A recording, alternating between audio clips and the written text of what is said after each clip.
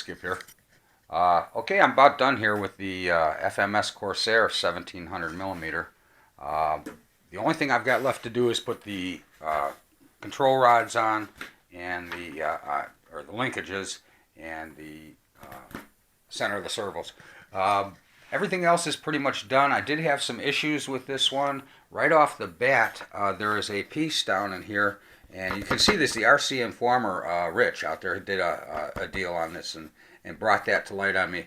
But these things don't always line up, and it's a split flap type system, so they interlock in here. Well, this one was okay. This one wasn't too bad. I left that one alone. This one was way off, so I'm going to have to do a little touch up here. But what I had to do was take that piece out and cut down into the foam and then put it and reinstall it so that these two flaps would be even with each other up and down.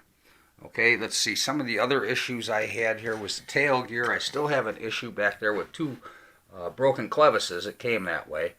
The doors crisscross a little bit, so I'm going to have to do a little trimming on those so that they close evenly. And the gear linkage, as far as it coming down all the way, needed to be adjusted. And that's just a simple deal within here. The wings were kind of a pain in the butt because the simple little connectors that they have, which are a great idea, would have worked a whole lot better had the wires been long enough so that you could reach them and put them somewhere other than where they ended up. And I kind of had to fish around and bundle the wires in a certain little pocket underneath the wings, and getting them to try and stay there, you know, when you get the wings secured up underneath, was kind of a nightmare. So I'm hoping I don't have to take the wings off on this thing for any reason, because putting them back together like that was just a pain in the butt. Other than that, everything else went together pretty good. The canopy and everything in here, there's plenty of room in the fuselage and stuff like this. All this went together pretty well, easily hooked up and stuff like that. Good servos. My 5200 battery fits in here just perfectly. I think I'm going to have no problem with having to add extra weight up in the front of this. But I will plug it in and let you see that it works and stuff like that. Let's see, there was a couple other deals. The control horns, okay, the screws were just a jambalaya of nothing organized. You know, the directions, the manual shows that they're in different pouches. They use the small pouch for the rudder assembly, blah, blah, blah. Well, it wasn't. They were just, you know, thrown together, and the screws were thrown together in different bags and different lengths, and there are different thicknesses on each of these flaps. So going through all the different thicknesses and trying to measure and get all the screws so that some weren't too long, some weren't too short, you know, that was a kind of a pain. It took a long time. The other big issue is that on some of these flaps, there is a big offset between the top piece, like between the top piece and the bottom piece. This one's not too bad, but particularly on these, this plate is here and the bottom piece is moved over about there underneath. And there's no other real way around it. It just kind of has to go that way. So what I did was I kind of leveled it off in the center in there, and we got underneath there. And let's see if I can get this here. And you can see that I had to level it off. I had to bevel one end down a little bit and leave one end out a little bit, which also meant that it was going to go a little bit straighter in line with the servo pull. So that's all good and dandy now. But this thing, it's a nice plane, beautiful plane. But it did take a little extra effort and just a couple of things that needed to be done. Other than that, you'll see in the video that I just worked on a couple of different things a little bit longer than normal.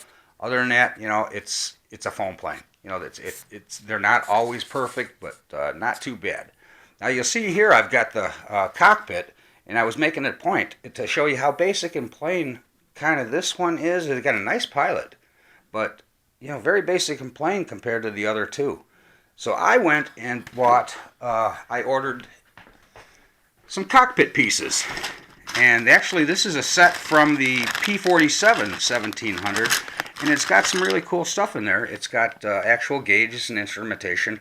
I'm going to just cut the pieces out that I want and need, and I'll be installing them into the cockpit here and make it a lot more scale.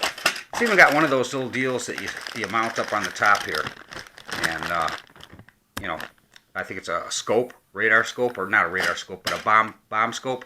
So anyway, should look pretty cool, guys. Let's fire this up and get it going here for you real quick. And hold tight.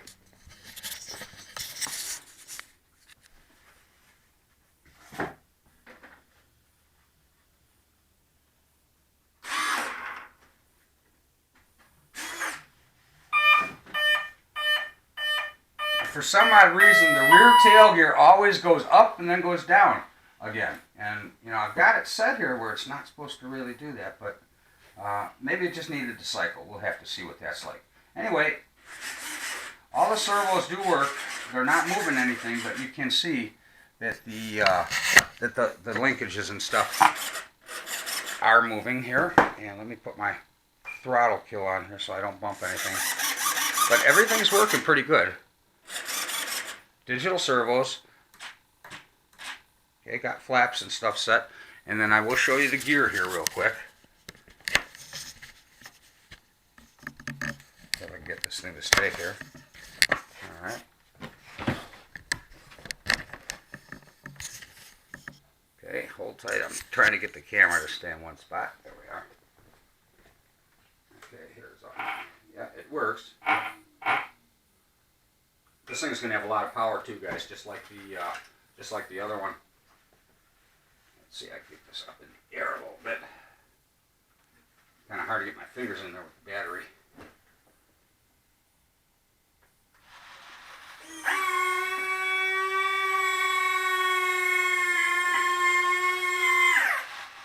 And the gear door's shut. Now the rear gear doors are not working right now because the clevises were broke. I have to replace those. Other than that, everything else should work pretty good. Once I replace those, the doors I will file down a little bit and we'll even those up so that they work and close evenly. Other than that, very nice plane, guys. Excellent suspension on this thing, and even the rear tail has suspension to it.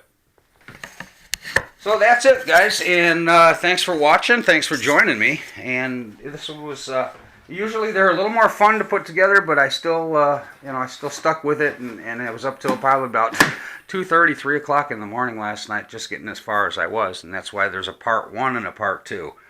So anyway, have a nice weekend. You can see the snow is flying, so it might be a few days before I get out again, but. Have a nice weekend, what's left of it, nice Sunday, and we'll catch you during the week. Thanks for watching. Remember, give a thumbs up if you like this stuff. If you want to subscribe and you haven't already, it's free. So come join me. There's always a lot of fun stuff that we do, and I always come up with some kind of crazy ideas. Take care.